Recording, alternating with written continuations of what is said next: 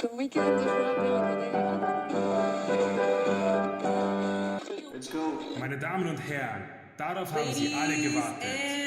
Wir Damas erlauben es y Ihnen. caballeros, lo que todos han estado esperando, Choúkrüt. What you've all been waiting for. Choúkrüt. Mesdames et messieurs, Choúkrüt.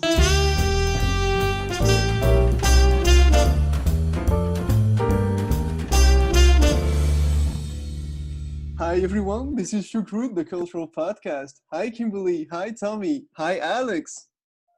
Hey, Nico. Hi. Hey. So today we welcome Alex from Brazil. Alex, I just remember we met in Oregon, and I just remember something about this time we had together. I remember that you and I actually were already interviewed for a podcast. Can you remember that? I can't. Were we? It was near the coast, and there was a guy interviewing the two of us, and it's when Jeff took us, and I never heard of this guy after that. That's so true. you struck me like beginning, and so it's wonderful to have you on the podcast now, because it completes the circle in some way. Yeah. It might be definitely. where this idea was born in Nico's brain. Right? That's definitely a possibility. Yeah. So Alex, can you tell us a bit about you? Mm-hmm.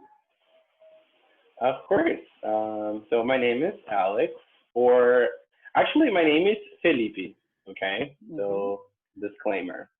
Alex is my second name, but the thing is, in the U.S., nobody would ever pronounce my name correctly, and that would, give me some tingles that were a little bit uncomfortable. So I decided that since nobody actually calls me Alex in Brazil, because it's not very common, I decided, well, now it's the chance, and there's this thing of the tingles that I have every time an American pronounces my name incorrectly. So let's use Alex, because it's very American. Everyone will get like from the start, and let's roll with it. Mm-hmm. And so that's the disclaimer. I am also a foreign language teaching assistant. I am actually not done with my program yet, and I will be done by the 12th of June. So I'm still working for the University of Oregon, and so far it has been a really good experience. Nico and Tommy talk about Oregon a lot and their love of it. So I'm sure that you were part of that. Yeah. And so we mentioned the end of the journey, the end of the program, and just happened that today is the 13th episode of Choúkrüt. I hope you're not superstitious, but it's the 13th. And it's a Friday. Yeah, and it's a Friday. And it might be the last of the second season. So we intend to end that in a spectacular way. And therefore, we wanted to bring up the poetry section one more time today with you, Alex. If you want to share a bit of poetry from your home country, in your home language. Yes, of course. Thank you so much.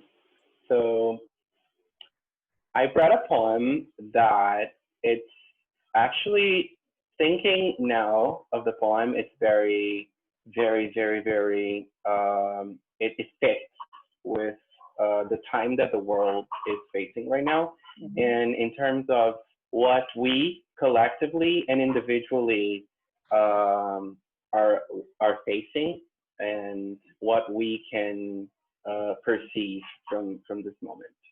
So the poem is called Shoulders Support the World, and it's by one of my favorite authors, and his name was Carlos Drummond de Andrade. So shoulders support the world. There comes a time when we no longer say, my God, a time of absolute purity, a time when we no longer say, my love, because love proved useless. And eyes don't cry, and hands only wave in rough work, and the heart is dry. Women knock at the door in vain, don't open it. You stay alone, the light goes out, and in the dark, your eyes glow enormous. You're convinced. You no longer know suffering. and you expect nothing from friends. Old age matters little. What is old age? Your shoulders support the world, and it weighs no more than a child's hand. The wars, famines, and talks in buildings only prove that life goes on, and not all have freed themselves yet. Some, finding the spectacle barbarous, prefer the delicate to die. There comes a time when there's no point in dying. There comes a time when life is in order, merely life without perplexity. And that is the version in English. And I'm gonna read right away the version in Portuguese. Thank you so much. Please. Os ombros suportam o mundo. Carlos Drummond de Andrade. Chega um tempo em que não se diz mais, meu Deus. Tempo de absoluta depuração. Tempo em que não se diz mais, meu amor, porque o amor resultou inútil, e os olhos não choram, e as mãos tecem apenas o rude trabalho, e o coração está seco. Em vão, mulheres batem à porta. Não abrirás.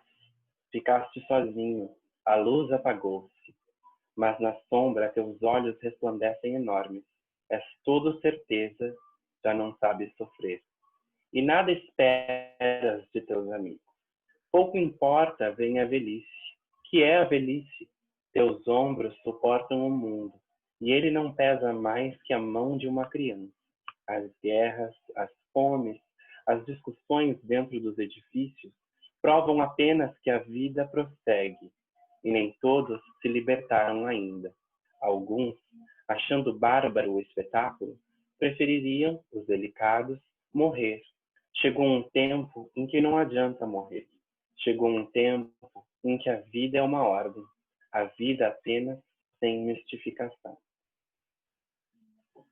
Thank you so much for sharing that with us. Thank you much, Alec. It was really wonderful. Even in English, it was very powerful how you recited the poem, but even in Portuguese, it sounds just much more energetic, and you know, the message kind of gets better across, I think, when you recite it in Portuguese. Thank you so much. You're welcome, guys. I think it's very important for us, especially in the part that he says, he mentioned, your shoulders support the world, and it weighs no more than a child's hand.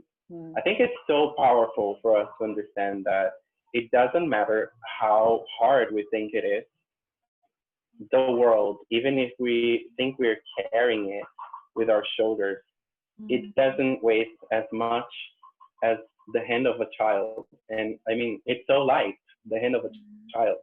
So it's all a matter of perceiving, you know, like what lenses are you using to see the world, to see your problems. Yeah.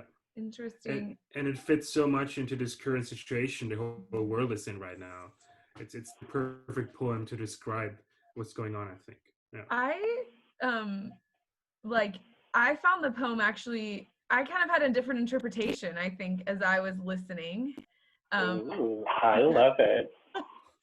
I'm always the one with like the let's throw it to the side. But I kind of thought of it actually as the person was kind of expressing kind of like having given up, actually. Like someone knocks at the door, but you don't even answer. Like the weight of the world, actually, it only weighs like a hand on a kid because you're actually not carrying it. So I'm not exactly sure if that's a correct interpretation or if that's what the poet was trying to say. But as you were reading it, that's what I was taking in.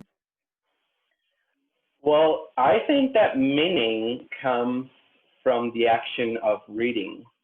So, and poems are made to be read out loud, which means it involves listening, right? So listening becomes the part in which meaning is created.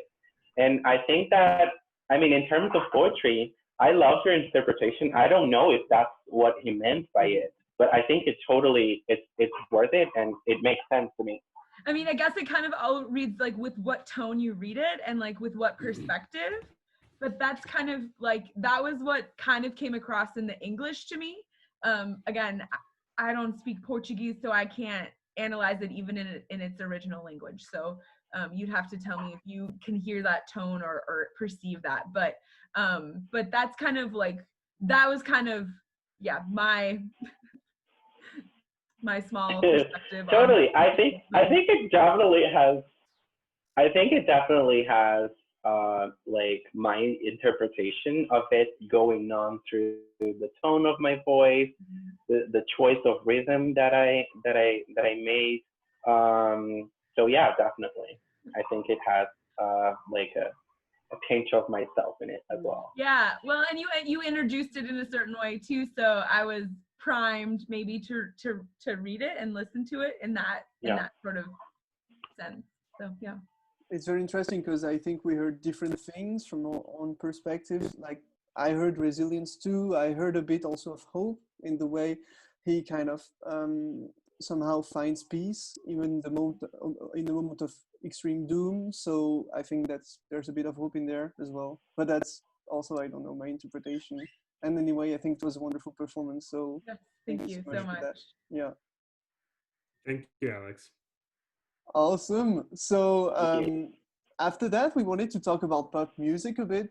We never talked too much about music in Choúkrüt extensively, and you're the guy for that. So I just wanted to ask you, Alex, if you discovered band during your stay in the US that you're listening to at the moment, or if you just wanted to talk as well about Brazilian bands, Brazilian genres of music that we might not know that you'd like to introduce to us and to our listeners today. I think we can do a little bit of both. Mm-hmm. I am very passionate about music in general, and I'm even more passionate about pop music because, well, I am gay, disclaimer, and I think that like the gays love pop music naturally, you know, like we were born to love pop music. Well, most of us, I can't speak for the community because I'm not representative. But definitely it's a huge part of gay culture, and the gays are always there to stand the pop divas and pop culture in general. So I have to know then, who's your favorite like pop singer from the US then, or yeah, who do you love? I know, I just asked the impossible question. That's my job. Definitely. I'm kind of hating you right now. I think in terms of voice, my favorite singer is Beyonce. Nice. And in terms of artist, my favorite singer is Lady Gaga, because I think that she always has a concept between the songs and the albums. Yeah. And I think that is very precious. Yeah, Lady Gaga is actually an amazing singer, and I don't think she gets the rep that she deserves for that, because she's usually doing other things with her music and trying to make statements and those types of things, and but she's like Juilliard trained musician, and we watched what was it, Nico, that we watched, like the One World? So Alex, I don't know if you watched the One Word at Home performance when she played Smile. It's a song by Charlie Chaplin, I think. And she performed solo on piano. I didn't. It's wonderful. Okay, so but you know, you're thinking Lady Gaga is showing up, but she showed up as just like, well, I think her real name is Stephanie, so I'll say Stephanie showed up instead of Lady Gaga. Like, it was beautiful. It was way more sort of classical type of musical performance. Yeah, totally different, yeah.